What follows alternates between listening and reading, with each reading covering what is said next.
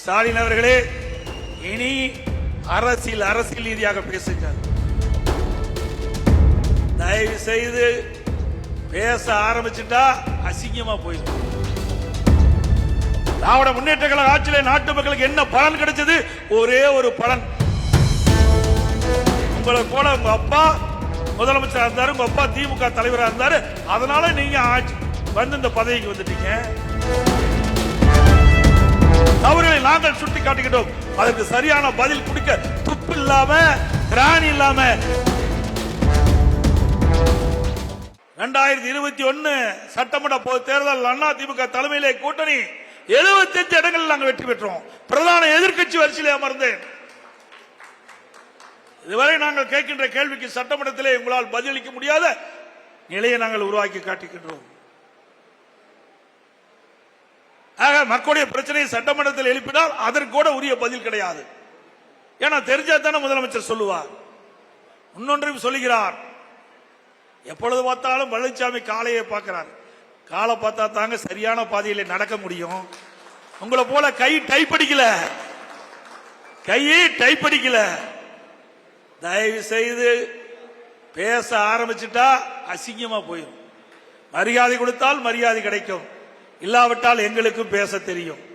திரு ஸ்டாலின் அவர்களே, நாங்க வலிமையா இருக்கிறோம். நல்லா புரிஞ்சுங்க, நான் வலிமையா இருக்கிறேன். நீங்க எப்படி இருக்கிறது நாட்டு மக்களுக்கு தெரியும். அப்பப்ப சைக்கிள் ஓட்டி காட்டுறீங்க, அப்பப்ப பளு தூக்கி அதை யாரு கேட்டாங்களா? பளு தூக்குறார். நீ எதுக்கு காட்டுற? மக்களுக்கு சந்தேகம் ஏற்பட்டு விட்டது. ஸ்டாலின் அவர்களே, இனி அரசியல் ரீதியாக பேசுங்கள்.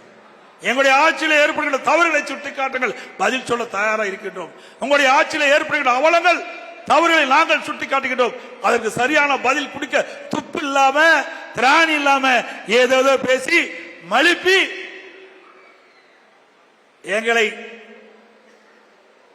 அவதூறு பிரச்சாரத்துக்கு ஆளாக்கினால் நிச்சயமா உரிய பதிலடி கிடைக்கும் என்பதை தெரிவித்துக் கொள்கின்றேன். ஒரு சாதாரண தொண்டன் விவசாயி ஒரு நாட்டின முதலமைச்சராக எவ்வளவு கடினப்பட்டு என்பதை உணர வேண்டும். உங்களை போல உங்க அப்பா முதலமைச்சராக இருந்தாரு, உங்க அப்பா திமுக தலைவராக இருந்தாரு. அதனால நீங்க வந்து இந்த பதவிக்கு வந்துட்டீங்க. இல்ல சாதாரண ஒரு விவசாயி வர முடியுமா? எவ்வளவு கடினம் என்பதை அனுபவ ரீதியாக நான் அறிந்தேன். உங்களுக்கு அந்த அனுபவம் கிடையாது. அதனாலதான் இந்த ஆட்சி தலை குடிந்து தலை தொங்கி போய் கிடக்கின்றது. திராவிட முன்னேற்ற கழக ஆட்சியிலே நாட்டு மக்களுக்கு என்ன பலன் கிடைச்சது? ஒரே ஒரு பலன், கடன்காரன் என்ற பலன் தான் கிடைச்சிருக்குது. இன்னைக்கு 5,50,000 கோடி கடனை வாங்கியிருக்கிறீங்க. இந்த கடனை யார் கட்டுறது? இங்க இருக்கின்ற ஏழை மக்கள் மீது வரி போட்டு தானே அந்த பணத்தை வசூல் பண்ண முடியும். ஆட்சிக்கு வருவதற்கு என்ன சொன்னீங்க? அதிமுக ஆட்சியில் கடன் அதிகரித்து விட்டது, அந்த கடனை குறைப்பதற்கு நிதி மேலாண்மை குழு அமைக்கப்படும், நிபுணர்கள் அதிலே நியமிக்கப்படுவார்கள் என்று சொன்னீங்க. நிபுணர் குழு அமைக்கப்பட்ட பிறகுதான் கடன் அதிகமாக வாங்கியிருக்கிறீங்க. எப்படியெல்லாம் மக்களை ஏமாற்றுறாங்க பாருங்க. மின் கட்டண உயர்வு, வீட்டு வரி உயர்வு, கட வரி உயர்வு, குடிநீர் வரி உயர்வு, குப்பைக்கு வரி போட்டாங்க. பத்திரப்பதிவு கட்டணம் உயர்வு, வரி இல்லாத துறையே இல்லை. அந்த அளவுக்கு வரி மேல் வரி போட்டு மக்கள் மீது மிகப்பெரிய வரி சுமையை அமைத்த அரசாங்கம் இந்த அரசாங்கம்.